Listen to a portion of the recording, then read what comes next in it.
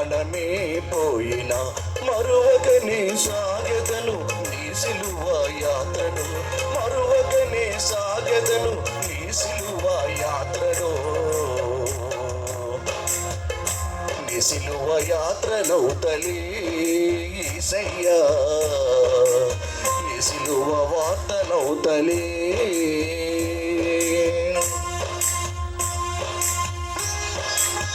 అందరు దేవుడిని మహిమపరుద్దాం. నేను చేతులు దేవుడికి స్తుతించాలి, కనపరచాలి. పాటల పాట అద్భుతంగా సేవ చేయడంగా దేవుడిని మహిమపరచాలి. నేను ఆత్మ రావాలంటే నువ్వు దేవుని అభిషేకించాలి, దేవుడు ఆత్మతో పొందాలి.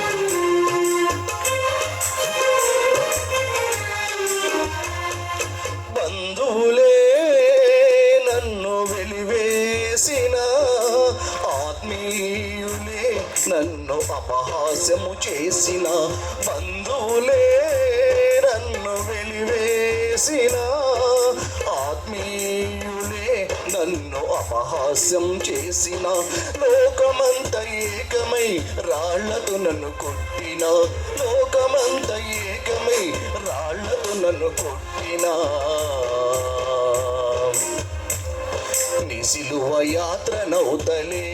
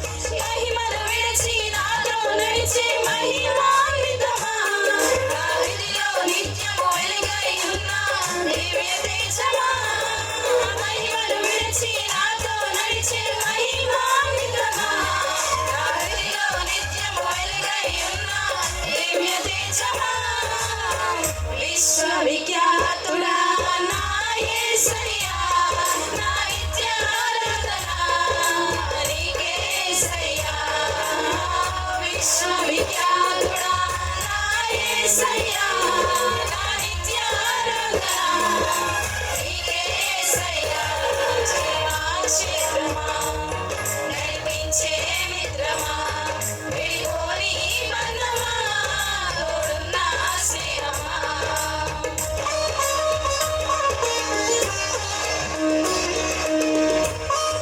గల యేసు, దయగల ఆత్మా, నీకే స్తోత్రము. ప్రేమగల తండ్రి, కృపగల యేసు, దయగల ఆత్మా, నీకే స్తోత్రము. నాయందు జాలిపడిన దేవా, నా నీతివైన నా ప్రభువా. నాయందు జాలిపడిన దేవా, నా నీతివైన నా ప్రభువా. నా కృప వీడిపోదంటివే, నా నిబంధన తొలగదంటివే. నా కృప వీడిపోదంటివే, నా నిబంధన తొలగదంటివే. ప్రేమగల తండ్రి, కృపగల యేసు, దయగల ఆత్మా, నీకే స్తోత్రము.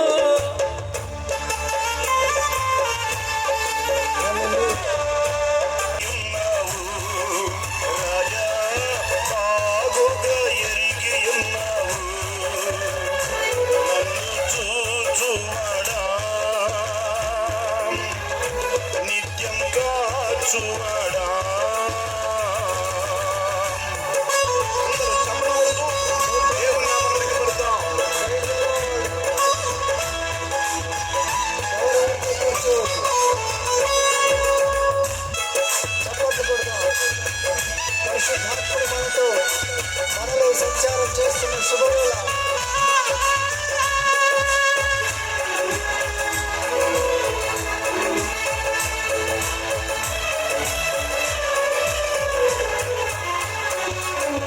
తలంపులు తపనలు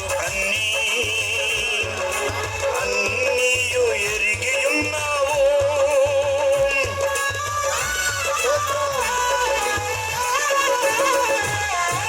తలంపులు తపనలు అన్నీయు ఎరిగి ఉన్నావు. నడచినను పడుకున్నాను, అయ్యా నువ్వెరిగి ఉన్నావు.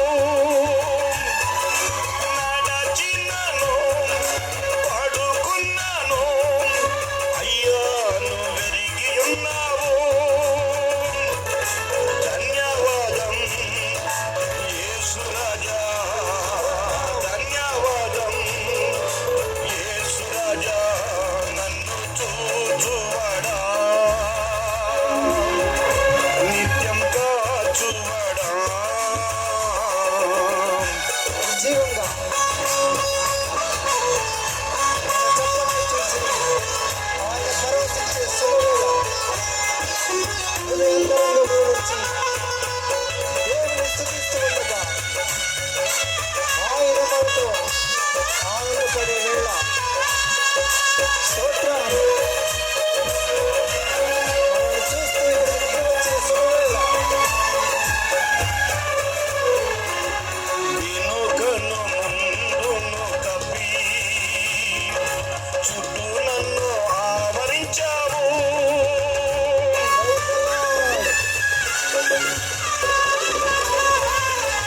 వెనుకను ముందును కప్పి చుట్టూ నన్ను ఆవరించావు. నీ చేతులచే అనుదినము పట్టి నీవే నడుపుచున్నావు.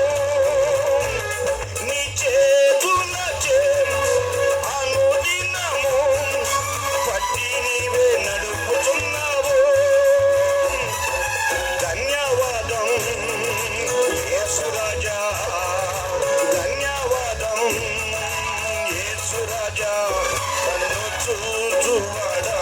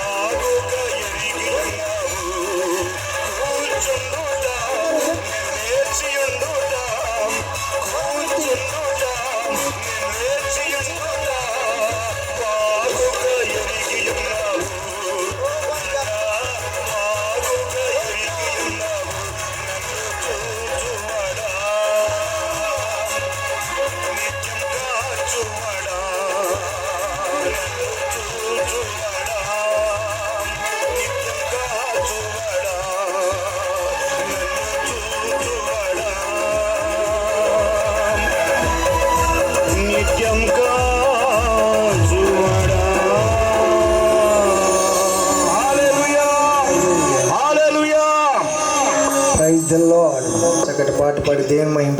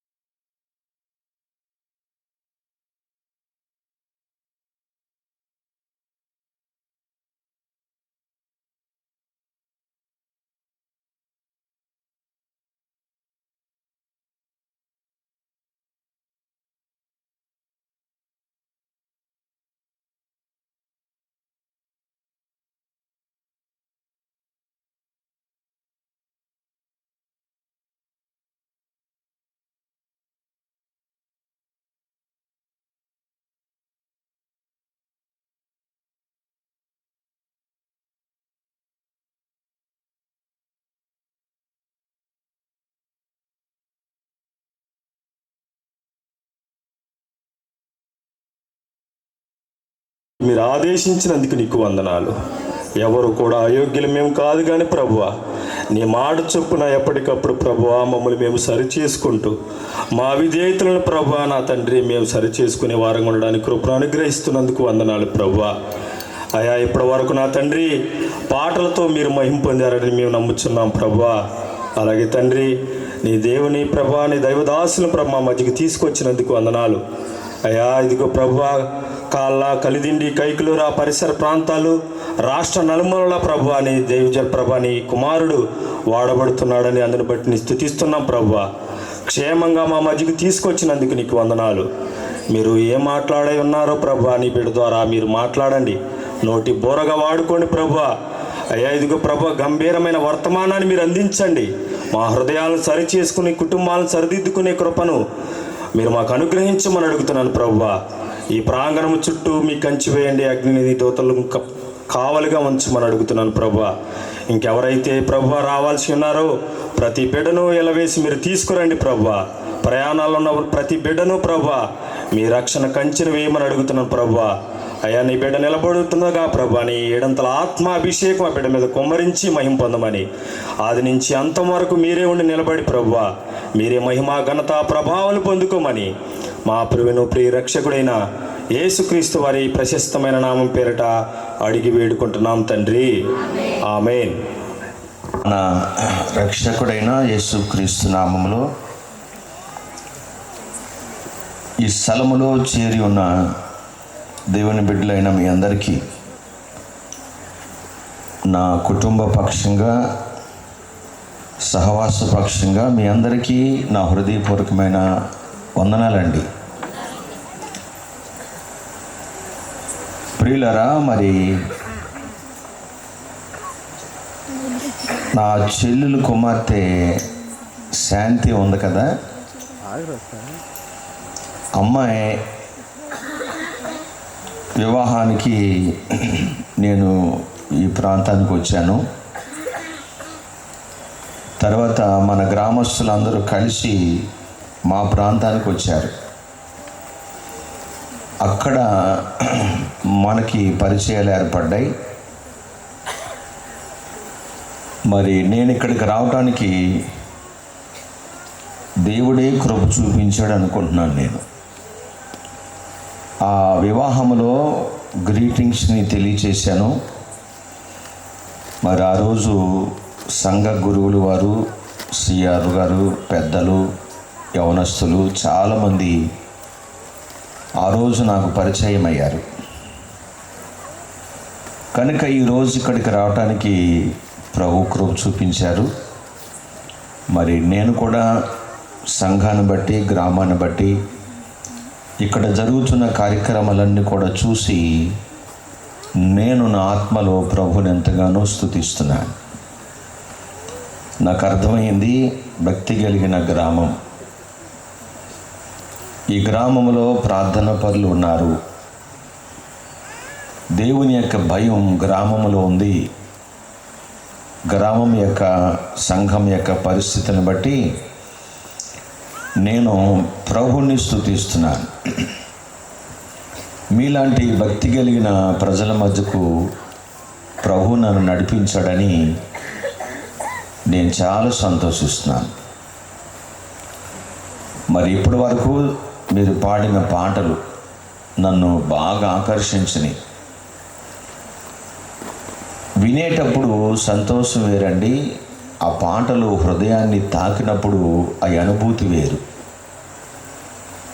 మీరు పాడే ప్రతి పాట నా హృదయాన్ని తాకింది.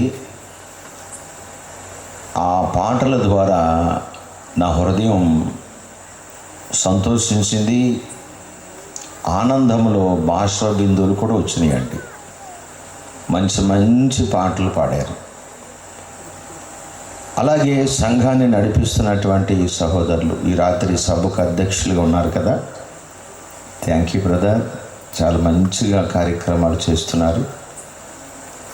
శాబాదేశపు రాణి సలోమోన్ యొక్క గురించి విని చూడాలని వెళ్ళిందంటండి. వెళ్ళిన తర్వాత ఆమె చెప్పిన మాట ఏంటంటే, నేను విన్నదానికంటే చూసింది చాలా గొప్పగా ఉందంటండి.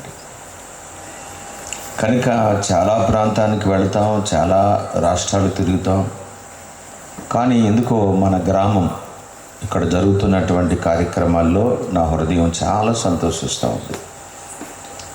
చక్కని ఆర్కెస్ట్రా, కీబోర్డు, నెక్స్ట్ ప్యాడ్స్, బిడ్డలిద్దరికీ భలే టాలెంట్స్ ఇచ్చారు ప్రభు. చమత్కారంగా వాయిస్తున్నారండి, చాలా చమత్కారంగా. దానికి మించి సౌండ్ సిస్టమ్ కూడా చాలా అద్భుతం ఉంది. వారిని అభినందించాలండి.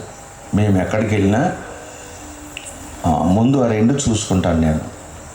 అంటే పెద్ద గాయకుడిని ఏం కాదనుకోండి, మీ ముందు నేను ఎందుకు పనికిరాను. కాకపోతే ఏంటంటే నా ప్రసంగానికి అనుకూలంగా 1-6 పాడుకుంటాను. కానీ ఈ రాత్రి పాడాలన్నా నా స్వరం నాకు సహకరించట్లేదు. ఎందుకంటే నేను బెంగళూరు వెళ్ళి ఆదివారం తెల్లవారుజామున వచ్చాను. వాళ్ళు చెప్పారు నాతో, అన్నా ఈ నీళ్లు త్రాగండి, ఈ నీళ్ళు చేతితో కడుక్కోండి అన్నారు. మనకు ఆ టెన్షన్ ఎక్కువ. నేనేం చేశానంటే చేతులు కడుక్కునే నీళ్ళు ఏమో తాగాను, తాగే నీళ్ళతోనేమో చేతులు కడుక్కున్నాను, అంతే. నా వాయిస్ వెంటనే ఇంటికి వచ్చేటప్పటికి డిఫరెంట్ వచ్చేసింది. చాలా జాగ్రత్తగా ఉంటాను నీళ్ళ విషయంలో, కానీ బెంగళూరులో దెబ్బ కొట్టిందండి.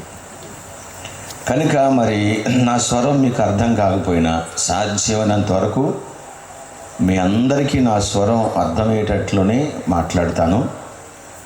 కాబట్టి వినేటువంటి మాటలు మీ హృదయాల్లో నిలిచి ఉండాలని నేను ఆశపడుతున్నాను. అమ్మా, మరి మీ అందరికీ మరోసారి హృదయపూర్వకమైన వందనాలు తెలియజేస్తూ, మరి ఇక్కడ బ్రదర్ అపోల్లో శేఖర్ శాలింరాజ్ మరి ఇక్కడికి రావడానికి బిడ్డలు ముందుగానే నన్ను ప్రిపేర్ చేశారు. సహజంగా నా షెడ్యూల్ బిజీగా ఉంటుంది. అయినప్పటికీ మరి నా మేనగోడలు ఉంది కదా అమ్మ, చాలా ఎత్తు ఉంటుంది, చూసారో లేదో మీరు. అమ్మాయి అంటే నాకు చాలా ప్రేమ. 2 బిడ్డలు తల్లి అయ్యిందండి అమ్మ. ఇంకా నాకు చిన్నపిల్లలాగానే ఉంటుంది నాకు. కాబట్టి వారిని బట్టి కూడా నేను చాలా సంతోషిస్తున్నాను. మరి వీడియో షూట్ చేస్తున్న బ్రదర్ కూడా నా ప్రత్యేక వందనాలండి. థ్యాంక్ యూ అమ్మా. మరి క్లైమేట్ మనకి ఎంతో సహాయం చేసింది. వాతావరణం అయ్యగారు చెప్పినప్పుడు విన్నాను నేను. మనకి ఆది, సోమ, మంగళవారం అమ్మా, శనివారం రాత్రి వర్షం వస్తుందట. అది క్యాజువల్గా రొటీన్గా జరిగేదండి. కనుక పోయిన శనివారం కూడా భారీ వర్షం వచ్చి ఉండొచ్చు. ఎందుకంటే మేము కూడా వచ్చేటప్పుడు కారులో వర్షంలో తడిసి వచ్చామండి. కాబట్టి ఏది ఏమైనా ప్రియులరా, క్లుప్తంగానే నా అంశాన్ని ముగిస్తాను. దేవుడిచ్చిన వాతావరణాన్ని కూడా మనం సద్వినియోగం చేసుకోవాలి.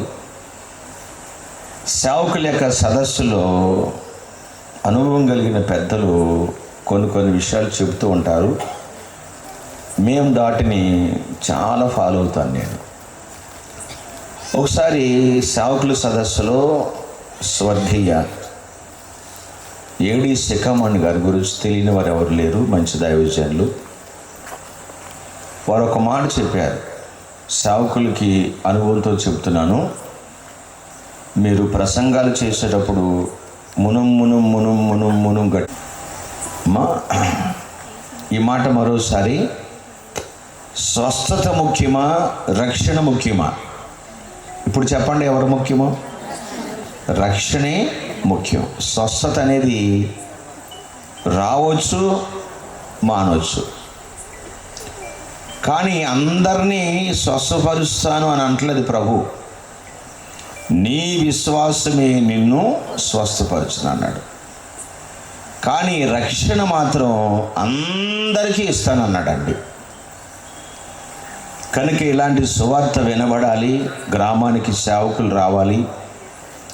గ్రామములు ఇలాగా సువార్త వినబడి పాటలు వినబడుతుంటే పొలిమేరలో ఉన్న దురాత్మ సమూహాలన్నీ గ్రామాన్ని విడిచి బయటికి పోతాయండి. గ్రామానికి గొప్ప రక్షణ వినబడుతుంది అన్నమాట. ఈ మాటలు వినబడాలి, ఈ సువార్త వినబడాలి. గ్రామానికి క్షేమం, గ్రామానికి రక్షణ అండి. కనుక రాత్రి నేను చెప్పబోయే అంశం ఏంటంటే, బైబిల్ ఉన్న వారందరూ కూడా ఒక వాక్యాన్ని తీసుకోండి. నా పౌలు మొదటి కొరింథీయులకు రాసిన పత్రిక 7వ అధ్యాయం తీసుకోండి.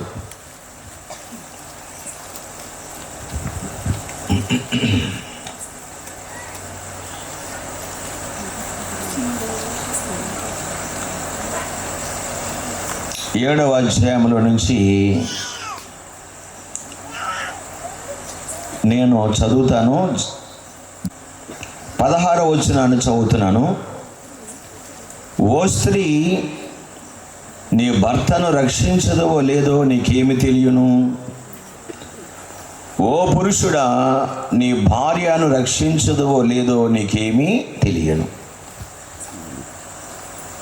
ఇందాక నేను మిమ్మల్ని అడిగాను కదా, స్వస్థత ముఖ్యమా, రక్షణ ముఖ్యమంటే మీరందరూ చెప్పారు రక్షణే ముఖ్యమని. అంటే వాక్యం ఎరిగిన వారు కనుక మీకు ఈ విషయం తెలిసింది. అవునండి,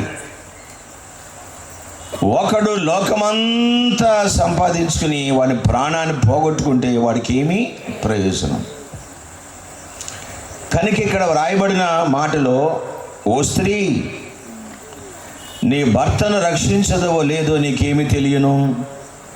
ఓ పురుషుడా, నీ భార్యను రక్షించదవో లేదో నీకేమీ తెలియను. అంటే దీనిని బట్టి మనం అర్థం చేసుకోవాల్సిన విషయం ఏంటంటే, ఎవరి రక్షణ వారిదే. స్త్రీ రక్షణ స్త్రీదే, పురుషుని యొక్క రక్షణ పురుషునిదే. తర్వాత మనకి వాక్యం అర్థం కావాలంటే 14వ వచనంలో చూడండి, అవిశ్వాసులైన భర్త భార్యను బట్టి పరిశుద్ధపరచబడును. మీకు అర్థమైందా? అవిశ్వాసి అయిన భర్త భార్యను బట్టి పరిశుద్ధపరచబడును. నెక్స్ట్, అవిశ్వాసురాలైన భార్య విశ్వాసి అయిన భర్తను బట్టి పరిశుద్ధపరచబడును. ప్రియులరా, కుటుంబంలో ఎవరో ఒకరు ముందుగా రక్షించబడిన వారై ఉండాల. పురుషుడు కానీ స్త్రీ కానీ ముందుగా రక్షించబడిన వారై ఉన్నారనుకోండి. ఒకవేళ స్త్రీయే ముందు రక్షించబడింది, భర్త ఇంకా రక్షించబడలేదు కనుక ఆ స్త్రీని బట్టి తన భర్త రక్షణలోనికి రావడానికి అవకాశాలు ఉన్నాయంటండి. తర్వాత మరోసారి కింద వాక్యములో మనం చూస్తే, లేని ఎడల మీ పిల్లలు అపవిత్రులయ్యుందురు. కనుక భార్య భర్తలే గనక రక్షణలోనికి రాకుంటే అమ్మ వారి కడుపున పుట్టిన బిడ్డలు అంటండి అపవిత్రులు అయిపోతారంటండి.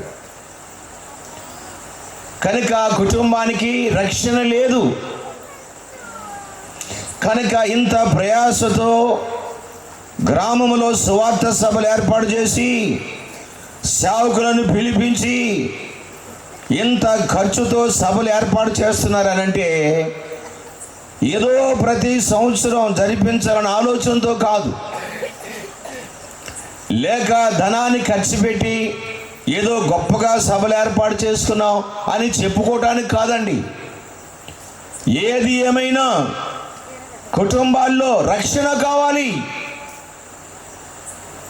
ఎందుకంటే ఒక్క పాపి రక్షించబడుట ద్వారా పరలోకములో ఎంతో సంతోషం కలుగుతుందండి. ఏ సేవకులైనా సభలు ఏర్పాటు చేశారంటే రక్షణే, కుటుంబానికి రక్షణ కావాలి. కనుక ఓ స్త్రీ, నీ భర్తను రక్షించదవో లేదో నీకేమి తెలియను? ఓ పురుషుడా, నీ భార్యను రక్షించదవో లేదో నీకేమి తెలియను? లేని ఎడల మీ పిల్లలు అపవిత్రులు అవుతారంటండి. ప్రియులరా, మొట్టమొదట మా నాయనమ్మ గారు సేవకుని యొక్క వాక్యం విని పశ్చాత్తాపడి కన్నీరు కార్చి పాప క్షమాపణ ద్వారా యేసుక్రీస్తు నామములో మా నాయనమ్మ గారు బాప్తీసాన్ని పొందారు. తర్వాత మా నాయనమ్మ గారికి ప్రియులరా 6 సంతానం. వెంటనే మా నాయనమ్మ గారు చేసిన పని ఏంటంటే మా తాతయ్య గారి యొక్క రక్షణ కొరకు ప్రార్థన చేసింది. తర్వాత కొన్ని సంవత్సరాలకి మా తాతయ్య గారు రక్షణలోకి వచ్చారు. తర్వాత మా నాన్నగారు దేవుని యొక్క రక్షణలోకి వచ్చారు, పిలిచారు దేవుణ్ణి. మా నాన్నగారు రక్షణలోకి వచ్చిన తర్వాత వివాహం అయింది, మా తల్లి రక్షించబడింది. వీరిరువురు కలిసి ప్రార్థన చేయటం ద్వారా కుటుంబ సభ్యుల్లో అందరూ కూడా రక్షణలోకి వచ్చారు. ఆ తదుపరి మా తండ్రి గారు మంచి ప్రార్థనా పరులు, వాగ్దానంతో పరిచర్య కొరకు వచ్చిన వారు. నా తల్లి వేల వేలకు తల్లిగా చేస్తారని వాగ్దానం చేశారు. వీరిరువురు చేసిన ప్రార్థన ద్వారా మా వంశపు వారు, మా కుటుంబం, మా వంశపు వారు అందరూ ఈరోజు రక్షణలో ఉన్నారని చెప్పుకోవడానికి నేను చాలా సంతోషిస్తున్నాను. ఆనాడే గనక మా నాయనమ్మ గారు రక్షణలోనికి రాకపోతే, ఆనాడే గనక మా నాయనమ్మ గారు మా కుటుంబ సభ్యుల కొరకు ఆమె ప్రార్థన చేయకపోతే ఈరోజు మా కుటుంబానికి రక్షణ ఉండేది కాదు. కనుక కుటుంబంలో ఎవరైనా ఒకరు రక్షించబడి ఉండొచ్చు. ఆ తర్వాత ఆ కుటుంబంలో ఉన్న ప్రతి దీపాలు వెలిగించబడతాయి. ప్రియులారా, దీపం వెలిగించబడి అది కొంచెం మీద మంచం కింద పెట్టరు కదా, ఇంటి వారందరికీ వెలిగివ్వటానికి దీపస్తంభం మీదే పెడతారు. కనుక కుటుంబంలో ఎవరైనా ఒకరు రక్షించబడి ఉంటే ఆ ఇంటిల్లపాటికి రక్షణ భాగ్యాన్ని దేవుడు ప్రసాదిస్తాడండి. ప్రియులరా, అన్ని జనుల్లోంచి రక్షించబడిన కుటుంబం, వారికి ఒకే ఒక అమ్మాయి, కాస్త ఆస్తుపరులండి. అమ్మాయి వివాహ వయసు వచ్చేటప్పటికి ప్రియుల రక్షించబడిన కుటుంబంలోనే వివాహం చేయాలని చూశారు. వారి యొక్క కులములో ఆ కుటుంబం దొరకనందువల్ల ఇక రక్షణ లేని వారికి అమ్మాయిని ఇచ్చి పెళ్లి చేయవలసి వచ్చింది. ఎందుకంటే వయసు పెరుగుతుంది కదా. నాన్నగారు అంటూ ఉండేవారు, బిడ్డల్ని ఇచ్చేయండి, మన బిడ్డలు వెళ్ళిన తర్వాత ఆ ఇంటిలో గొప్ప కార్యం జరుగుద్ది అని చెప్పి ధైర్యపరిచేవారండి. ప్రియులరా, అమ్మాయి ఇంట్లోనికి వెళ్ళిన తర్వాత వారంతా అన్యులు. ఈమె ప్రార్థనకి వెళ్ళాలని అడిగితే వాళ్ళు వెంటనే సీరియస్ పనిష్మెంట్ ఇచ్చారు. అది మీ ఇంటి దగ్గర, ఇక్కడికి వచ్చిన తర్వాత మేము చెప్పినట్లు చేయాలి అని చెప్పి అమ్మాయిని వారి స్వాధీనంలో తీసుకున్నారు. చిన్నప్పటి నుండి సండే స్కూల్, తల్లిదండ్రులతో పాటు మందిరానికి వెళ్ళేది, సభలకు వెళ్ళేది. అత్తవారింటికి వెళ్ళిన తర్వాత అన్నీ బంద్ అయిపోయి. ప్రియులరా, కాలక్రమాన అలాగే రోజులు గడుస్తూ ఉండగా అమ్మాయికి 2 పిల్లలు కూడా పుట్టారు. అమ్మాయికి వాళ్ళ ఊళ్ళో ఇలాగే మీటింగ్స్ పెడితే హారన్స్ ద్వారా వాళ్ళ ఇంటికి పాటలు వాక్యం వినబడుతుంటే భర్త గారిని పిలిచిందట, ఏమండి, నేను నా తల్లిదండ్రుల దగ్గర ఉండేటప్పుడు నేను ఇలాగే వెళ్ళి సంతోషంగా పాటలు వాక్యం విని వచ్చేదాన్ని, మీరు ఏమన్నా పర్మిషన్ ఇస్తే ఒకసారి మీటింగ్కి వెళ్ళి వస్తానయ్యానంటే ఆయన గారు ఇష్టం లేదు కనుక, నువ్వు కనుక వెళ్ళేవనుకో అటు నుంచి అటు మీ ఇంటికి వెళ్ళిపో అని అట్లాంటి మాటలు అనేవారు. ఆ రోజు కూడా సీరియస్గా అన్నారు. పాటలు వినబడుతున్నాయి, వాక్యం వినబడుతుంది. అమ్మాయి ఆకర్షితురాలు అయిపోయింది. వెళ్ళిపోవాలి, చూడాలి, పరిశుద్ధులతో ఉండాలి అని ఆశ ఎక్కువైపోయింది. కానీ అమ్మాయి వెళ్ళటానికి అవకాశాలు లేవు. ఆఖరి రాత్రి వెంటనే భర్త గారి దగ్గరికి వినయంగా వెళ్ళి అడిగిందట, అయ్యా ఆఖరి రోజు అటే వాళ్ళ జస్ట్ ఒక్క నిమిషం అటు వెళ్ళి వస్తానయ్యానంటే వెంటనే అడగ్గా భర్త గారికి కూడా జాలి కలిగి అన్నాడట, సర్లే ఎంతగా అడుగుతున్నావు కనుక అటు వెళ్ళి ఇటు వచ్చే అన్నాడండి. ఏదో విధంగా పర్మిషన్ దొరికిందండి. అమ్మాయి ఎక్కడో వెళ్ళేటప్పుడు బైబిల్ తీసుకెళ్ళింది, బీరువాలో పెట్టుకుంది. చిన్న క్రొత్త నిబంధన ఆ బైబిల్ తీసుకుని సభలోకి వచ్చి కూర్చుంటప్పటికి ఆ పాటలు, ఆ వాక్యం, అబ్బా అసలు లీనమైపోయింది. అమ్మాయి లీనమైపోయి ఆత్మతో నింపబడిపోయి ఇక భర్త గారి మాట మర్చిపోయింది. పరిశుద్ధులతో సంతోషించేసింది, ఆనందించేసింది. వాక్యం ఏంది, సేవకుడు ఆల్టర్ కాల్ ఇచ్చారు లాస్ట్లో. ఈ రాత్రి ఇదే అనుకూలమైన సమయం, ఇదే రక్షణ దినం. ఇంత గొప్ప రక్షణ నిర్లక్ష్యం చేస్తే మీరు ఎలా తప్పించుకుంటారు? ఇదే అనుకూలమైన సమయం. రేపేమి సంభవించునో నీకు తెలియదు. ఎవరైనా బాప్తీసాలు తీసుకున్న వాళ్ళు ఉన్నారా? లేచి నిలబడండి, మీకు బాప్తీసం ఇస్తాం అని పదే నేడే అనేపాటికి అమ్మాయి ఆత్మతో ఆకర్షితురాలైపోయి వెనక ముందు చూడకుండా బాప్తీసం కొరకు నిలబడిపోయింది. ప్రియులరా, బాప్తీసం ఇచ్చే తొట్టు అక్కడే ఉంది. వెంటనే ప్రార్థన చేసి బట్టలు లేవు. అక్కడున్న స్త్రీలు దేని బిడ్డలకు ప్రేమ ఎక్కువ ఉంటుంది కనుక, అమ్మ మీకేం పర్లేదు, మా దగ్గర కొత్త బట్టలు ఉన్నాయి, మీకు ఇస్తాం, నువ్వేం లేదు కాబట్టి ఎలాంటి అవకాశం దొరకదు కదా అని ధైర్యపరిచి అమ్మాయిని బాప్తీసం ప్రియులరా తీసుకోవటానికి అందరితో పాటు బాప్తీసాల తొట్టు దగ్గర తీసుకెళ్ళారు. పాటలు పాడుకుంటూ ఇలాగ ఆనందంగా సంతోషంగా దేవదూతలే దిగి వచ్చారా, దేవుడే ఉన్నాడా అన్నట్లుగా బాప్తీస కార్యక్రమాలు జరుగుతున్నాయి. ఈలోపు ఆ టైంలో ఎవరు ఫోన్ చేశారో భర్త గారికి ఫోన్ చేశారు. రే మీ ఆవిడ బాప్తీసం తీసుకుంటుందరా అన్నారు. వెంటనే ఆయన శిలక ఎగిరిపోయిందంట. ఏం తప్పు చేసిందని శిలక ఎగిరింది? వెంటనే అందుకే దాన్ని అటు వెళ్ళి రమ్మన్నాను, కనుక ఈ రాత్రి అది వస్తుంది కదా, ఈ రాత్రి దాని అంతేంటో తేల్చేయాలని చెప్పి భర్త గారు రోషంతో కర్ర తీసుకుని ప్రియులర్ వరండాలో లైట్ వేసి కుర్చీ మీద ఆమె కొరకు కనిపెడుతున్నాడు. ఏమండి, భలే ఇలాంటి వార్తలు భలే వెళ్ళిపోతాయమ్మా అర్ధరాత్ర. అది పగలను లేదు, మధ్యాహ్నం అని లేదు, అర్ధరాత్రం లేదు, తెల్లవారుజాము లేదు. ఈ చెప్పుడు మాటలు అక్కడెక్కడ చెప్పుడు మాటలను బట్టి మేము చిన్నప్పుడు చదువుకున్న రోజుల్లో, మా స్టూడెంట్ రోజుల్లో ఓ మాట చెప్పేవాళ్ళం. మీ అందరికి పోస్ట్ బాక్సులు తెలుసు. ఉత్తరం వేస్తే అవి ఎవరికి వెళ్ళాలి వాళ్ళకి వెళ్తాయి. ఈ పోస్ట్ బాక్స్లో ఉంటాయండి చక్కగా. కానీ ఇక్కడ మాటలు అక్కడ మాటలు చెప్పేవాళ్ళకి మేము ఒక పేరు పెట్టాం, ఇది పిత్రీలు బాక్స్. ఇవన్నీ ఏదో పిత్రీలు ఉంటాయి, వాళ్ళు మంచి ఏమి ఉండదండి. ప్రియులారా, ఈలోపు అమ్మాయి ధైర్యంగా ఇంటికి వచ్చేటప్పుడు 2-3 స్త్రీలు ఆమెను చక్కగా ధైర్యపరిచి, అమ్మ మేము వస్తాం ఇంటి వరకు అని సాగనంపారు. ఇక వరండాలో లైట్ వేస్తుందండి, గేటు కూడా వేసినట్టుగా ఉంది. అమ్మ మీరు వెళ్ళిపోండి, నేను ఇంట్లోకి వెళ్తానని చెప్పి గేటు తీసుకుని వెళ్ళేటప్పుడు భర్త గారు కుర్చీ మీద కర్ర వేసుకుని సెట్ లేకుండా కూర్చున్నాడు. అంటే ఆ టైంలో సెట్ కూడా తీసాడంటే ఎంత టెన్షన్తో ఉందో బాడీ చూడండి, వేడెక్కిపోయి ఉంటుంది.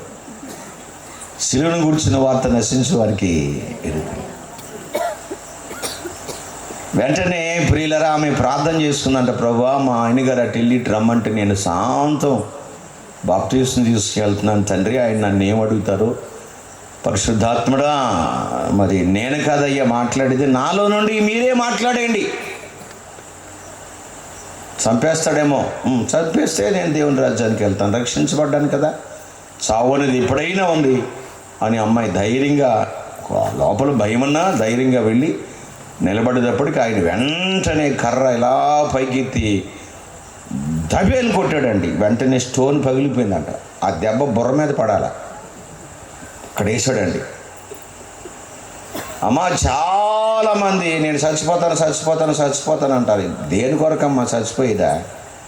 మా ఊళ్ళో ఆ ఏరియాలో చచ్చిపోతాను అని ఇంట్లో 7 జతలు పెట్టుకుని బ్యాగ్ వేసుకుని నరసాపురం బయలుదేరిందమ్మా. అమ్మ చచ్చిపోయేవాడికి అన్ని జతలు అంత అవసరమా? నేను నాకు తెలియక అడుగుతాను, అమ్మ అంత అవసరమేరా? మళ్ళీ 1-2 ఏమన్నా 7. సరిగ్గా మా ఇంటికి వచ్చేటికి వర్షం వచ్చింది. వెంటనే ఆవిడ మళ్ళీ ఇంటికి వెళ్ళి పిల్లని కేసి పిల్ల గొడుగిటి ఇయ్య అందట. అమ్మ ఆ గొడుగు అంత అవసరమా? వాళ్ళు చావరండి, మనల్ని చంపుతారు. అటువంటి మాటలు ఇప్పుడు నమ్మకండి. ప్రియులరా, పడేలుమని వేయగానే కర్ర రాయి చిట్లు పోయింది. నేనేం చెప్పాను, నువ్వేం చేశావు అనగానే వెంటనే అమ్మాయి దీనంగా తగ్గింపు స్వభావంతో మెడ వంచి, అయ్యా నేను మీకు తెలియకుండా బాప్తిసం తీసుకోవటం తప్పే, నన్ను క్షమించయ్యా అందంటాడు. అంత రోషం కలిగిన మగాడు ఎప్పుడైతే భార్య దీనంగా తల వంచి మీకు చెప్పకుండా నేను బాప్తిసం తీసుకున్నాను, నన్ను క్షమించండి అయ్యా అని అన్నారో, వెంటనే కర్రలా పడేసన్నాడంట. ఇప్పుడు తీసుకున్నావు కానీ మరి ఎప్పుడు తీసుకోబాకన్నాడంట. అంటే ఈయన ఉద్దేశం ఏంటంటే వెళ్ళినప్పుడల్లా బాప్తిసాలు ఇస్తా, తెలియదు కదా ఆయనకి. అమ్మా దేవుడే తప్పించే మార్గాన్ని కూడా సరళం చేస్తాడు. అమ్మ ఇంట్లోకి వెళ్ళిపోయింది. ప్రియులరా చక్కగా ఆత్మతో నింపబడి పాటలు పాడుకుని, ప్రియులరా వాక్యం చదువుకుని, ఏ పని చేసినా కూర్చున్నా చక్కగా దేవుని పాటలు పాడుకుంటుంటే భర్త గారికి పిచ్చెక్కిపోతుందంటండి. మామూలు పిచ్చి కదా, మెంటలు వచ్చేస్తుంది ఈ అమ్మాయి పాడుకొని వాక్యం చదువుతుంటే. ఇక ఒక రోజున వెళ్ళి అన్నాడట, ఏమై ఇది ఇల్లు, నీకేమైనా అర్థమవుతుందా? ఇది ఇల్లే, నువ్వు పాడుకోవాలంటే వాక్యం చదువుకోవాలంటే గుళ్ళకి వెళ్ళి పాడుకో అన్నాడు అంట. వెళ్ళొద్దన్నవాడు నోటంట ఎలాంటి మాట వచ్చిందండి? నడిపిస్తాడు నా దేవుడు, శ్రమలోనైనా నన్ను విడువడు, నడిపిస్తాడు నా దేవుడు, శ్రమలోనైనా అడుగులు తడబడిన అలసట పైబడిన, అడుగులు తడబడిన అలసట పైబడిన, చెయ్యి పట్టి వెన్ను తట్టి చక్కని ఆలోచన చెప్పి, చెయ్యి పట్టి వెన్ను తట్టి చక్కని ఆలోచన చెప్పి, నడిపిస్తాడు నా దేవుడు, శ్రమలోనైనా నన్ను విడువడు.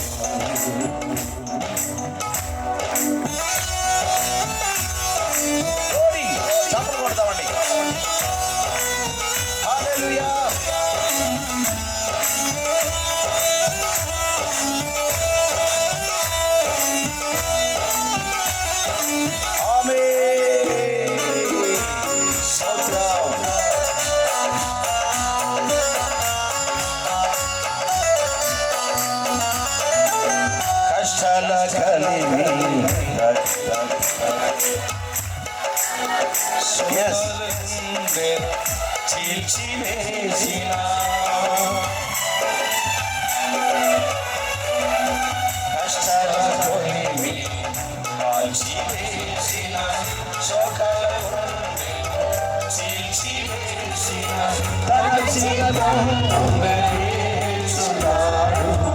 గమ్యం వరకు నన్ను చేర్చుతాడు.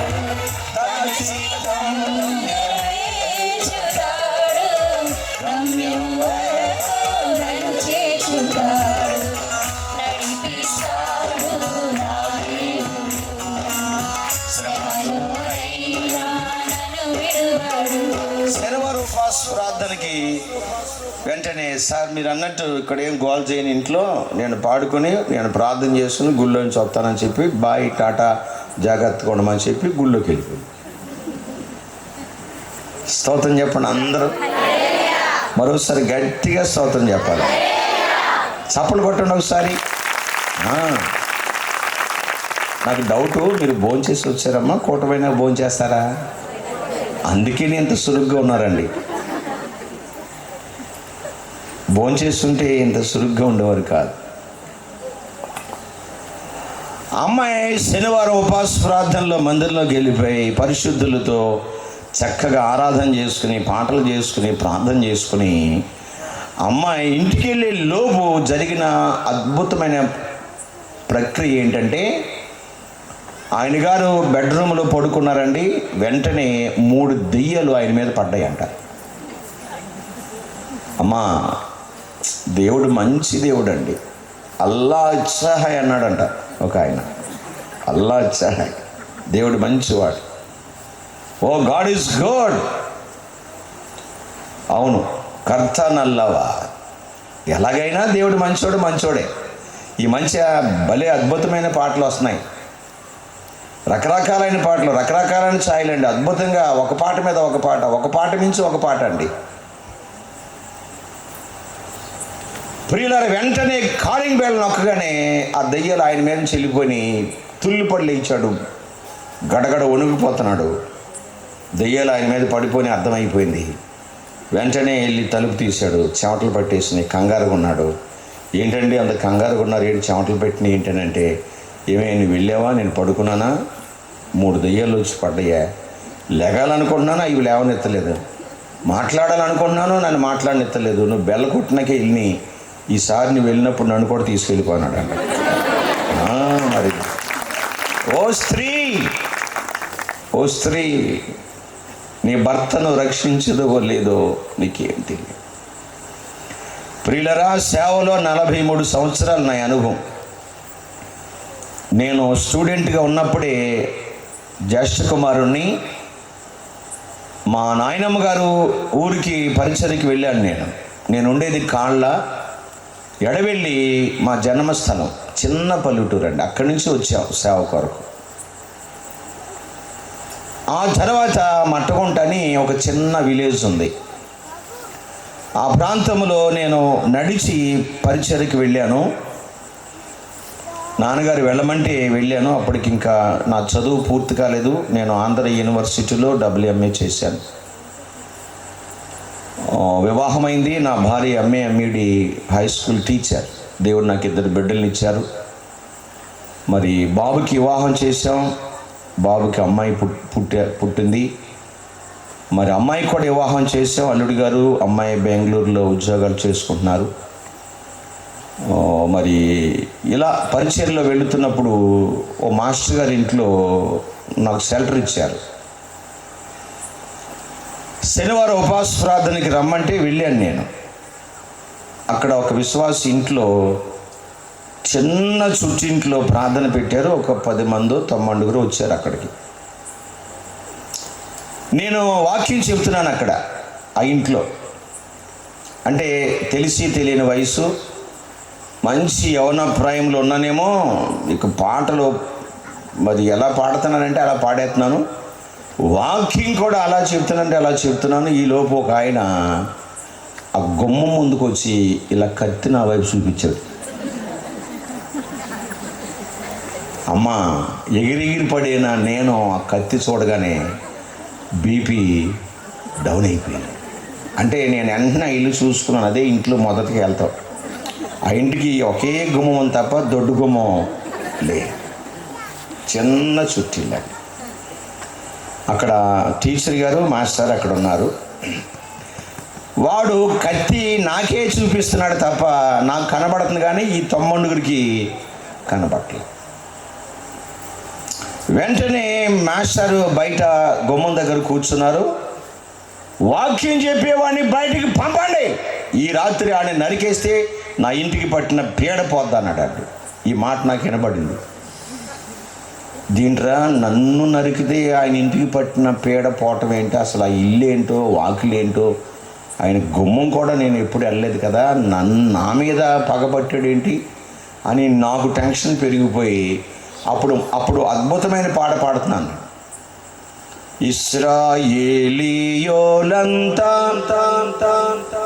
ఎంతో అనే పాడి కత్తి వచ్చేసాను. ఇక పాట సముద్రం ఎటు వెళ్ళిపోయిందో పాడగలమండి. అది పల్లెటూరు, అది ఎటు వెళ్ళలేము, దారి లేవు. కత్తి చూస్తే దగదగా మెరిసిపోతుంది. అక్కడ చూస్తే అంతంత మాత్రం ఆడవాళ్ళు, మగాయన మాస్టర్ ఒక్కరే. మాస్టర్ వెళ్ళి అడిగాడు, ఏమయ్యా ఏంటి అసలు ఆయన్ని నరిగితే నీ ఇంటికి పట్టిన పీడ పొద్దంటున్నావు, ఆయన ఈనాడు కూడా నీ ఇంటికి రాలేదు, ఆయన గురించి నీకు తెలియదు అసలు? పెద్దయ్య గారు కొడుకయ్యా, బాగా చదువుకొని సేవకు వచ్చారు ఆయన. లేదు, ఆయన నరకాలి, నా ఇంటి పీడ పోవాలన్నాడు. మాస్టర్ నిలబెట్టేశాడు. ఏంటని? ఆయన ఇక్కడికి వచ్చినందువల్ల మా ఆవిడ వచ్చింది ఇక్కడికి. మా ఆవిడ ఇక్కడ రాకుండా ఉండాలంటే ఆయన్ని చంపేయాలా? మాస్టర్ అన్నారు, చంపుకుంటే మీ ఆవుని చంపుకో అంతే తప్ప ఆయన్ని చంపుకుంటే మేము ఊరుకుంటామా అని వాదం జరుగుతున్నాయి. అప్పుడు నాకు అర్థమైపోయింది. అన్నాను, అమ్మ బయట గలేజ్ చేస్తున్నటువంటి భార్య అక్కడ ఎవరమ్మా అని అడిగాను నేను. ఆమె మూసుకేసుకుంటుంది కనబడకుండా. పక్కా ఉందా? ఈమెనండి అంది. నేను వెంటనే దిగిళ్ళి ఆవిడ ముసుగు తీసి, అమ్మ నీకు దండం పెడతాను, నేను బతకాలంటే నువ్వు వెళ్ళిపో, నీకు దండం పెడతానంటే ఆవిడ అంటుంది, అయ్యో సావు అనేది ఎప్పుడైనా ఉంది, ఇవాళైనా సచ్చేదే, రేపైనా సచ్చేదే, నేను సచ్చినా ఇక్కడి నుంచి వెళ్ళను దాన్ని. అమ్మా నిన్ను చంపడంటమ్మా, నన్ను చంపుతాడు, లెగి బాబా అని చెప్పి కాళ్ళు అట్టుకుని గడ్డం అట్టుకుని లేపుతుంటే లెగదే, అలా లెగిసినట్లు లెగిసిపోతుంది, దబే నడిపోతుంది. అప్పుడు ఉన్న స్త్రీలు అమ్మ మీకు జాలి లేదంటారు, నేను బతకాలంటే ఈవిని బయటకు గింటేద్దాం రండి అందరం కలిసి ఆ ఒక్క అమ్మాయిని బయటకి పంపుతాకి ఎంత కష్టమైందో. ఆమె గడప దాటించి తలిపేసి మీరు సావండి అని మేము మళ్ళీ కూర్చుని అయ్యగారు వాక్యం చెప్పండి అన్నారు. అమ్మ ఆ టైంలో వాక్యం నడుస్తుందా? నాకు వాక్యం నడుస్తుందా? ఏం జరిగిందో ఏం చెప్పానో పడేసావు ఆ అనుభూతి వేరండి. దేని బిడ్డలారా, అనుభవించి చెప్తున్నాను నేను. వాక్యం చెబుతున్నాను కానీ గుమ్మం ముందు కత్తి కనబడుతుందండి, తలిపేసినా కానీ. ఆ అమ్మాయి ప్రియులర్ వెళ్ళటానికి ఇష్టపడలా. ప్రియులరా వెళ్ళిపోయారు ఇంటికి. గుమ్మం మీద నిలబెట్టాడంట, ఈ రాత్రి ఆఖరు రాత్రి నిన్ను చంపేస్తాను, ఏమంటావు అని అంటే ఆవిడ అందంట, చావు మీద నాకు భీతి లేదా, నువ్వు నన్ను చంపే నేను దేవుని దగ్గరికి వెళ్తాను అని అంటే చంపలేకపోయాడు. ఏం చంపుతాడమ్మా? ప్రార్థన అయిపోయింది. నాకు స్కూల్లో మంచం వేశారు. ఆ స్కూల్లో మంచాలు ఎలా ఉంటాయి మీకు తెలుసండి? గుమ్మాలు కిటికీలు అప్పట్లో ఇలా తనితే ఊడిపోతాయేమో గుమ్మాల, దాంట్లో వేసారు నాకు స్కూల్. పడుకున్నాను, మాస్టర్ పంతులమ్మ గారు ఇంట్లో పడుకున్నారు. అమ్మా నేను టైం చూసుకోవటం, గుమ్మ వెంక చూడటం, కళ్ళు పొడారిగిపోయినాయి. 3 గంటలకి లేచి మాస్టర్కి చెప్పకుండా సైకిల్ వేసుకుని చలో ఇక ఎవరికి కనబడకుండా వెళ్ళిపోయానండి. తర్వాత 6 మాసాలు పోయిన తర్వాత అక్కడికి వెళ్ళవలసి వచ్చింది. మళ్ళా ఆ ఊరు, ఆ సంఘానికి. నేను ఇంటికాడ ప్రార్థన చేసుకున్నాను, ప్రభు అదిగో 6 నెలల క్రితం వెళ్ళాను, ఇలా జరిగింది, ఇప్పుడు వెళ్తున్నాను ప్రభు, ఒకవేళ వస్తుందేమో ఆవిడ, ముందు ఆవిడ రాకుండా చేయనైనా అలా ఆవిడ సంగతి మీరు ఎరుగుండు, ఆవిడ రాకుండా చేయి ప్రభు, ఎందుకంటే ఆవిడ వచ్చిందంటే వెనకాలే వస్తాడని నేను తట్టుకోలేను ప్రభువా, చిన్న వయసు నాయన. బయలుదేరి వెళ్ళి గుళ్ళో కూర్చున్నానండి. పెద్ద బైబిల్ వేసిన వచ్చేస్తుంది ఇలాగా. ముందు ఆవిడ ఎవరు బాబు నా శని తగ్గట్టు వచ్చి వందనాలు చెప్తే నేను కళ్ళు పైకి ఎత్తి వందనాలు అమ్మంటే ఒట్టు. బయలుదేరావమ్మా, నువ్వే వచ్చావా? ముందు నేను ఇంటికాడ నేను తలుచుకుని బయలుదేరానులే, గొప్పగా వచ్చేసావు అని మనసులో అనుకుని. బయట అంటే ఊరుకుంటుందా? ఆ బైబిల్ ఏంటి కొట్టేద్దు నన్ను అక్కడ. సరే, ఇక నేను టెన్షన్తో వాక్యం చెప్పేశాను. అలా చూస్తూనే ఉన్నాను. పాపం దేవుని దేవాలు రాలేదండి. అందరూ ప్రార్థనకి వచ్చారు, ప్రార్థన చేశాను. మరి విశ్వాసులు అందరూ హస్తలేసి ప్రార్థన చేయించుకుని అలవాటు అండి. వెంటనే ఈవిడ కూడా అక్కడ నిలబడిపోయింది. వెంటనే అందరితో కలిసి ఆవిడ కూడా ప్రార్థన కావాలేమని చెయ్యిస్తే ఆగండి అయ్యా అంది. ఓరు బాబు, ఇది ఏదో తేడా ఉంది, ఏంటమ్మా ఒకసారి ఇంటికి వచ్చి ప్రార్థన చేయండి. దేవునికి స్తోత్రం. అసలు ఇక్కడ చేయటమే నీకు అంతంత మాత్రం, మరి ఇంటికి వచ్చి ప్రార్థన చేయటమా అందరికి. నాతో 20 మంది మంచి యవనస్తులు ఉన్నారండి. యవనస్తులు నాకు ఇంకా కంటి చూపే కానీ నోటి మాట లేదు. వెంటనే అన్నాను, అమ్మ మీ ఆయన గారు ఉన్నారా అన్న. ఆవిడ ఏమనాలి? ఉంటే ఉన్నారనాలి, లేకపోతే ఆవిడ చమత్కారంగా నేను ఎలాగడిగా నాకంటే తెలివిగా అంది. అయ్యా ఉంటే లేకపోతే నేను ఉంటే లేకపోతే అని అంటలా, ఉన్నారా. ఉంటే నేను ఏం చేస్తాడయ్యా అంటాను తప్ప ఉన్నారన్న మాట అంటలేదండి.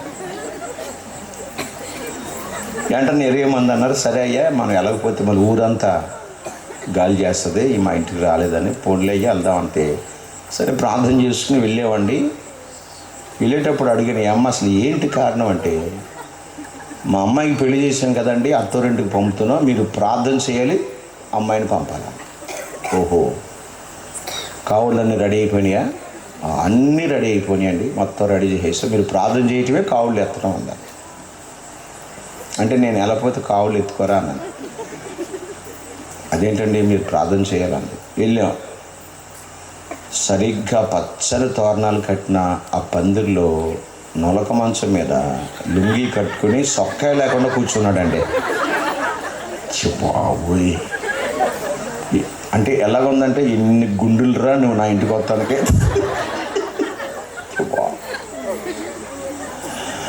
ఇక అక్కడే ఎగిరిపోయింది ప్రాణం.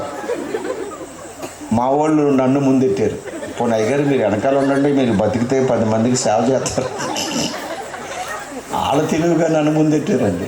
ఇక ఏం చేయను మరి, వాళ్ళ ముందు నేను భయపడితే మా అయ్యగారు పిరికోడు అంటారు. అదో బాధ. మాకు ఎన్ని బాధలండి. చొరాయించుకెళ్తేనేమో మా అయ్యగారు మొండోడు అంటారు. ఒక్క బాధ కాదు మాకు.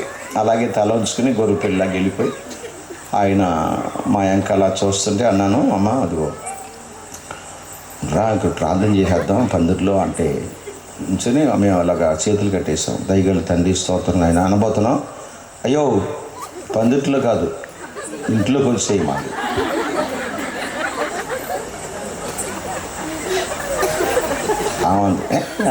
అంటే అన్ని సైకిల్తోనే, అంటే ఉంటే ఏం చేస్తాడు అన్న టైంలో చంపేసావమ్మా అని చెప్పి ఆయన గారేమో అస్సలు మీరు నమ్మండి, మా వెంక కారు చూపండి రెప్పేయకుండా అందరూ వెంక చదువుతున్నాడు. మీరు నమ్మండి అమ్మా, మంచం కింద ఏమైనా కత్తిక్కడేమో చూశాను. అమ్మా సేవ అమ్మా సేవ అంటే సావుకి తెగించి వస్తేనే సేవ.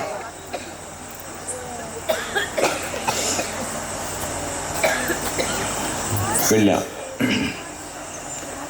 అమ్మ ఏంటనంటే పలహారాలుగా ఇవన్నీ మీరు ప్రార్థన చేసుకుని తిని అప్పుడు దీవించి వెళ్ళమంది. అప్పుడు నేను ధైర్యంగా ఆ అమ్మాయిని అనేసాను, అమ్మాయి మా చేతిలో పెట్టేంతవరకే, మేము తిన్నామో తినలేదో నీకు అనవసరం. మేము వెళ్ళేటప్పుడు మేము తింటా వెళ్తామంటే కుదరదు, నా ఇంట్లోనే తినాలన్నాడు. తింటాకి ఏమైనా చిన్నయ్య గుట్టుకుని మిగతాకి అయ్యో ఎంతంతలా ఉన్నాయి, అది నోట్లో పెట్టుకుంటే ఆయన మాయంగా చదువుతున్నాడు. అయ్యా ఎలాగా సాధ్యం? వెంటనే ఇచ్చినట్టు తినకూడదు కదా. వెంటనే ప్లేట్లో పెట్టుకుని అబ్బాయి ప్రార్థన చేసుకుందాం మరి తెరవంచండి అని చెప్పి కూర్చున్న వాళ్ళందరూ ప్రార్థన చేస్తూ నేను మధ్యలో కళ్ళు తెరిచి మా వాళ్ళు ఏం చేస్తున్నారని చూశానమ్మా. మన వాళ్ళందరూ ఆయనకే ఆయన ఏమో ఏలంక, నేను ప్రార్థన చేయటం. ప్రార్థన చేసాం, తిన్నామండి, దీవించి వచ్చాం. అమ్మా తర్వాత జరిగిన అద్భుతం ఏంటంటే ఆ ఇంటిళ్ళ పాటికి దేవుడు రక్షణ ఇచ్చాడండి. దేవునికి స్తోత్రం. నడిపించు నానావా నడి సముద్రమున దేవా, నవ జీవన మార్గమున నా జన్మ తరింపా. నడిపించు నానావా రాత్రంతయు శ్రమ పడినా రాలేదు ప్రభు జయము. రహదారులు వెదకినను రాదాయను ప్రతిఫలము. రక్షించు నీ సిలువా రమణీయ లోతులలో రచనాలను వెదకుటలు.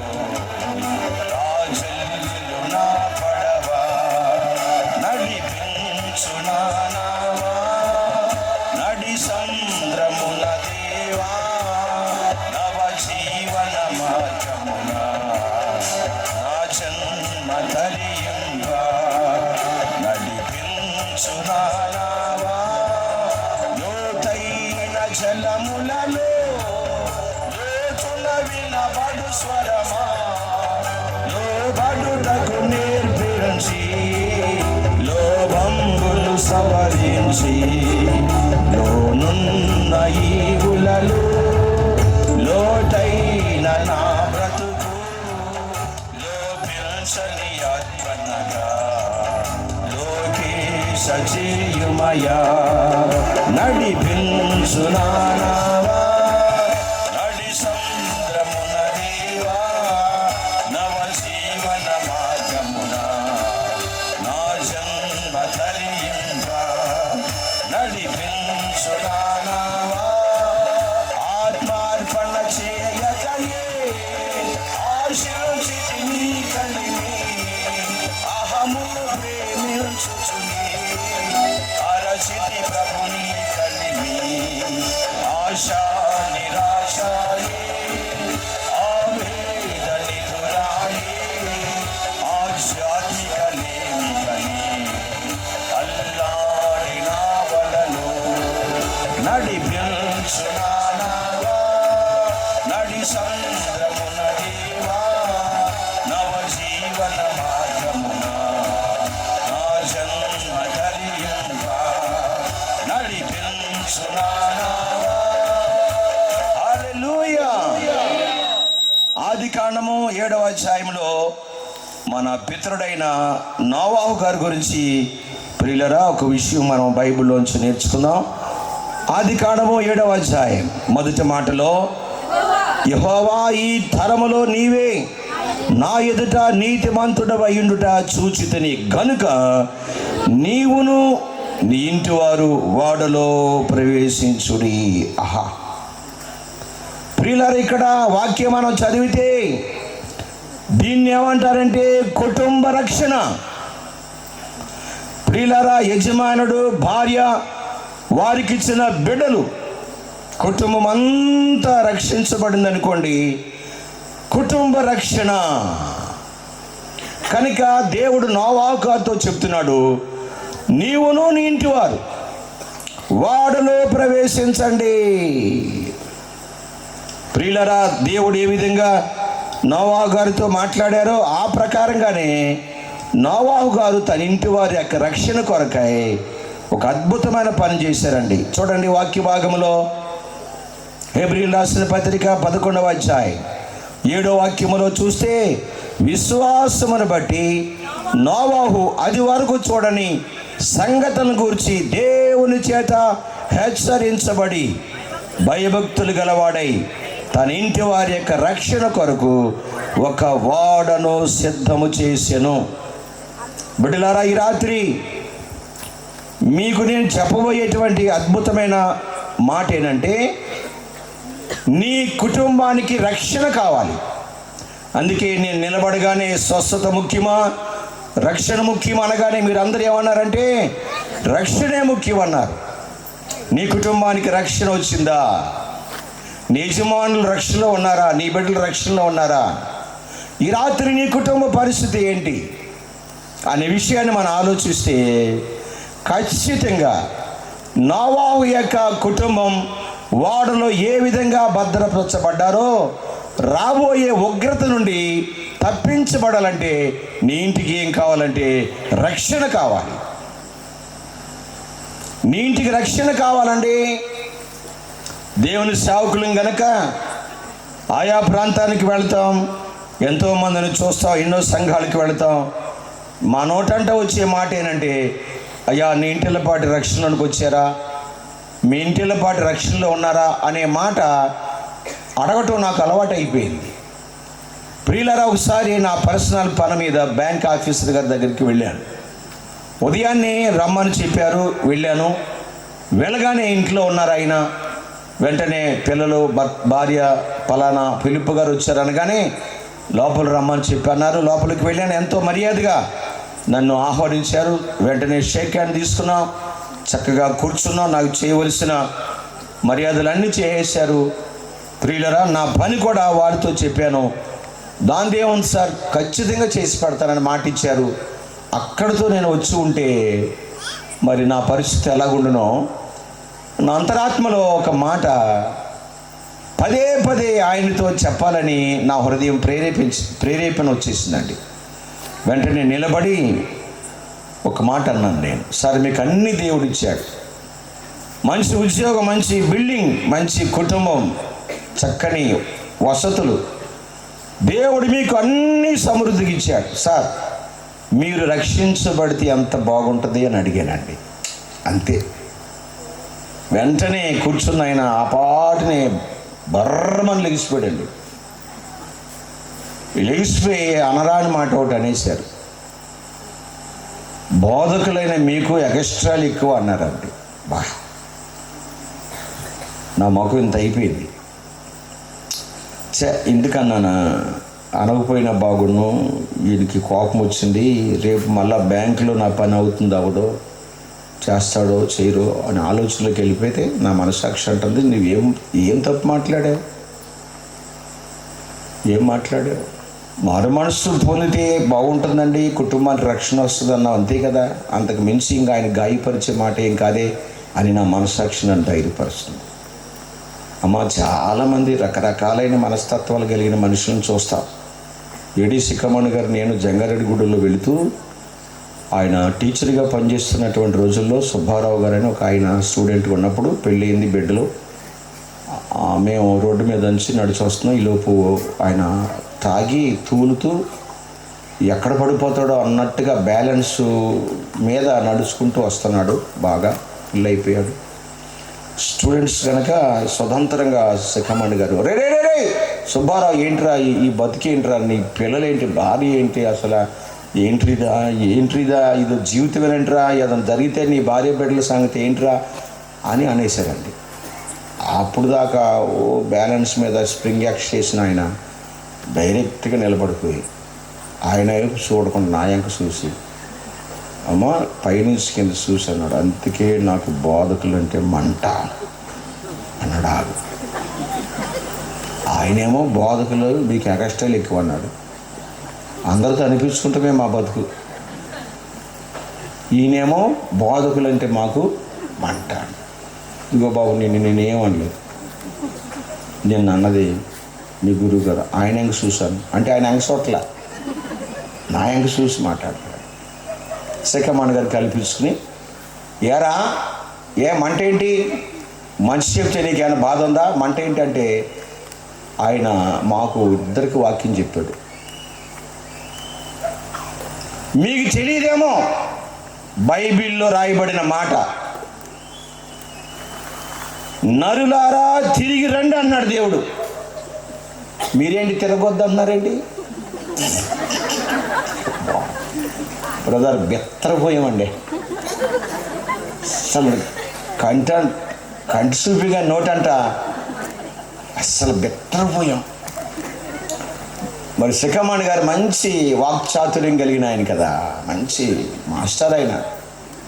ప్రపంచంలో తిరిగిన అద్భుతమైన సేవకుడు. ఆయన అన్నారు, ఎందుకురా, దేనికిరా మంట ఏంటంటే వాక్యం ఏం చెబుతుంది, నరిలారా తిరిగి రండి అని చెబుతుంది. మీరేమంటున్నారు, తిరగొద్దు అంటున్నారు. మీ మాట వినాలా, దేవుడి మాట వినాలా బాబా? అంటే ఏ వాక్యాన్ని ఆయన ఆధారం చేసుకున్నాడంటే 90వ కీర్తన, ప్రభువా తరతరము నుండి మాకు నివాస స్థలము నీవే అని మాట్లాడి పర్వతాలు పుట్టక మునుపు, భూమిని లోకాన్ని పుట్టింపక మునుపు, యుగయుగములు నీవే దేవుడవు, నీవు మనుషులను మంటికి మార్చి అది అట్టుకున్నాడండి.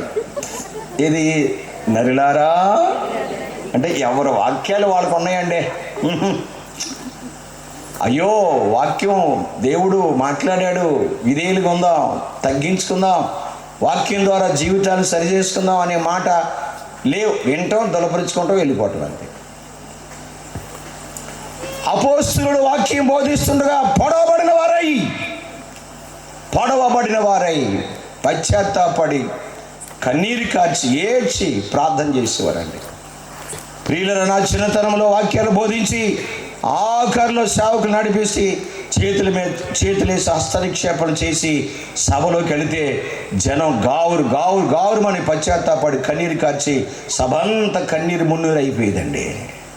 దేవా, ఈరోజు నాతో మాట్లాడేవు తండ్రి, నేను పాపునయ్యా, నన్ను క్షమించమని పశ్చాత్తాపడి దైవ చిత్తానుసారమైన దుఃఖం, రక్షణార్థమైన మారు మనసులో వచ్చేసి ఇప్పుడు ఎవరి వాక్యాలు వాళ్ళే ప్రియులు రెడీగా ఉంచుకున్నారండి. అమ్మా 1 అంటే 3 అంటున్నారు. 2 పనికి వెళ్ళారండి.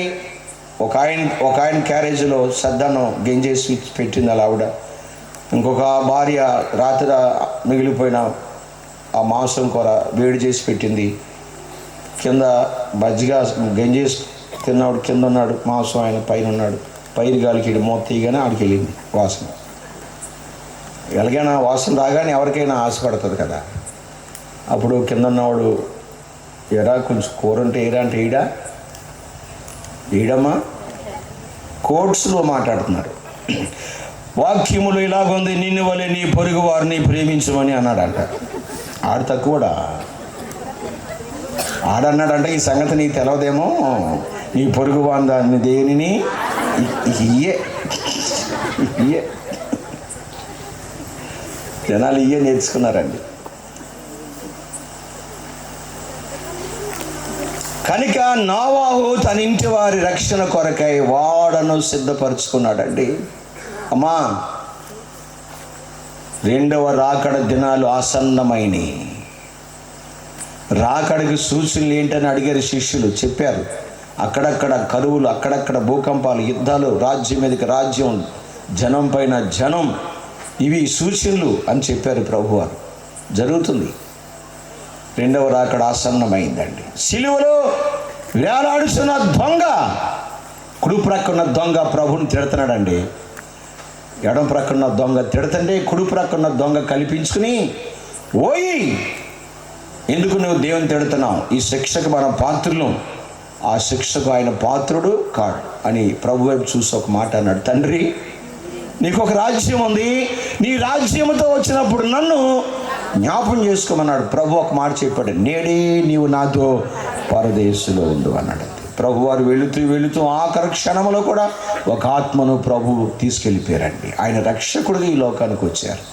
రక్షణ సువార్త వినబడుతుంది. కనుక ఇంకా నువ్వు రేపని ఎల్లుండని వాయిదాలు వేసుకుంటే, ప్రియులరా, నీవు గనక రక్షణ లేకుండా నీ జీవితాన్ని ముగిస్తే నీ ఆత్మ ఆరని అగ్నిలోకి వెళ్ళిపోద్ది. అక్కడ ఆది లేదు, అంతము లేదు. అగ్ని ఆరదు, పొరుగు చావదు. ఈ రాత్రి తీర్మానాలు చేసుకోండి. ఇలాగ నేను చెప్పాలంటే ఈ రాత్రి అంతా మీకు చెప్పగలను, కానీ వాక్యాన్ని ముగింపులో తీసుకొస్తున్నాను. చాలా అంశాలు చెప్పాలి. వాక్యం మీకు అర్థమైంది. ఓ స్త్రీ, నీ భర్తను రక్షిస్తావో లేదో నీకేమీ తెలియదు. ఓ పురుషుడా, నీ భార్యను రక్షిస్తావో లేదో నీకేమీ తెలియదు. మీరిద్దరు కనుక రక్షించబడకపోతే మీ కడుపున పుట్టిన బిడ్డలు అపవిత్రులు అయిపోతారండి. చేతులారా నీ కుటుంబాన్ని నీవే పాడు చేసుకున్న వ్యక్తిగా ఉంటావు. కనుక ఈ రాత్రి నీ కుటుంబం కోసం బాధ్యత కలిగి నువ్వు ప్రార్థన చేస్తే ఖచ్చితంగా దేవుడు నీ కుటుంబాన్ని ఆశీర్వదిస్తారని ప్రభుపేట మీ అందరికీ మనం చేస్తున్నాను. ప్రభు మిమ్మల్ని మీ కుటుంబాన్ని రక్షించి తన రాకడ కొరకు ప్రభు మిమ్మల్ని సిద్ధపరచునుగాక. క్రైస్తవుడా మరువవద్దు ఆయన రాకడా, క్రైస్తవుడా మరువవద్దు ఆయన రాకడా. కనిపెట్టి ప్రార్థన చేయము సిద్ధముగా నుండి, కనిపెట్టి ప్రార్థన చేయము సిద్ధముగా నుండి.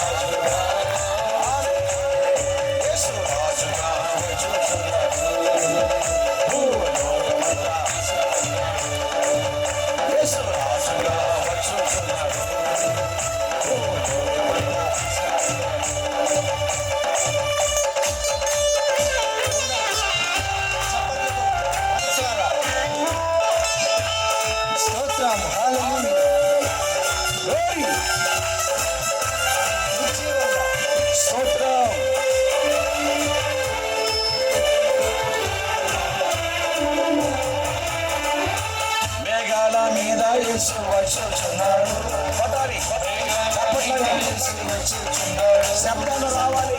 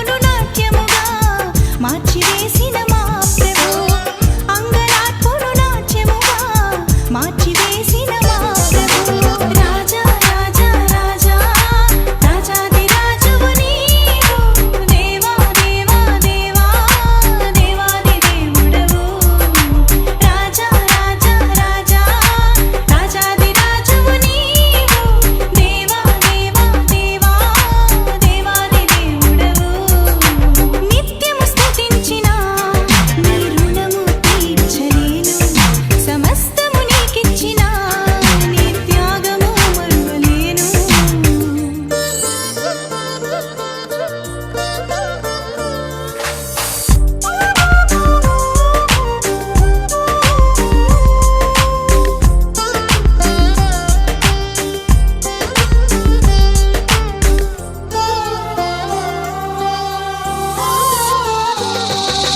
జీవమైన దేవుడా జీవమిచ్చిన నాథుడా జీవమైన దేవుడా జీవమిచ్చిన నాథుడా జీవజలముల బుక్క ఎత్తకు నన్ను నడిపిన కాపరే జీవజలముల బుక్క ఎత్తకు నన్ను నడిపిన కాపరే రాజా రాజా రాజా రాజాది రాజువు నీవు దేవా దేవా దేవా దేవాది దేవుడవు రాజా రాజా రాజా రాజాది రాజువు నీవు దేవా దేవా దేవా దేవాది దేవుడవు నిత్యము స్తుతించిన నీ రుణము తీర్చలేను సమస్తము నీకిచ్చిన నీ త్యాగము మరువలేను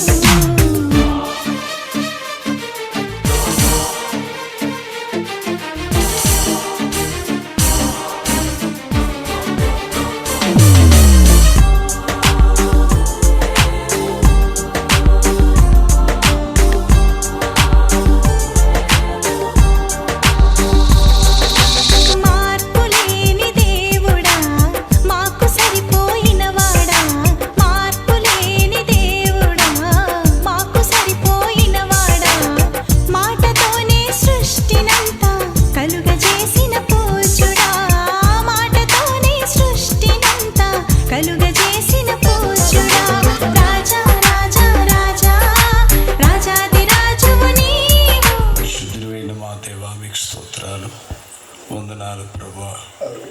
ఈ రాత్రి మీ దాసులను ఫిలిప్పై గారిని మీరు నిలబెట్టుకుని నాతో మాతో ఎంతో తేటగా సూటిగా మీరు మాట్లాడిన ప్రతి మాట కొరకు నిండు మనసుతో కృతజ్ఞతాస్తుతులు చెల్లిస్తూ ఉన్నానయ్యా. దేవా, రక్షింపనేరకుండానట్లు యెహోవా హస్తము కురుచు కాలేదని నీ వాక్యం సెలవిస్తూ ఉంది నాయన. అంతటా అందరూ మారు మనసు పొందాలని ఇంకా నీ రాకను ఆలస్యం చేస్తున్నావు ప్రభువా.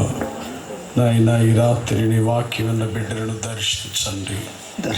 ఎవరు ఇంకా రక్షణ పొందకుండా ఉన్నారో వారు రక్షణ పొందడానికి, ఏ కుటుంబంలో ఇంకా సంపూర్ణ రక్షణ లేదో ఆ కుటుంబము యేసుక్రీస్తు నామములో సంపూర్ణ రక్షణ పొందినట్లుగా శక్తి కలిగిన మీ కార్యాలను జరిగించండి ప్రభు. ఆ రోజు లూదియా చెప్పింది కదా నాయన,